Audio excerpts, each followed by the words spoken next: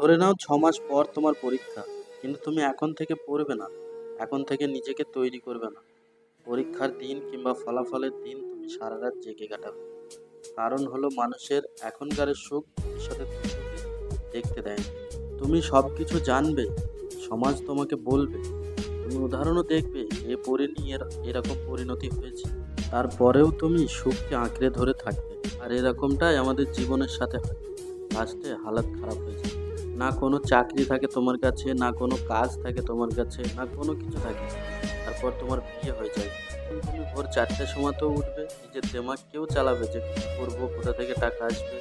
তখন তুমি নিজের সুখগুলোকে নিজেই সাইডে সরাবে। তো সেই কষ্টটা যেহেতু তখন করবে, তো এখন কেন করছো না?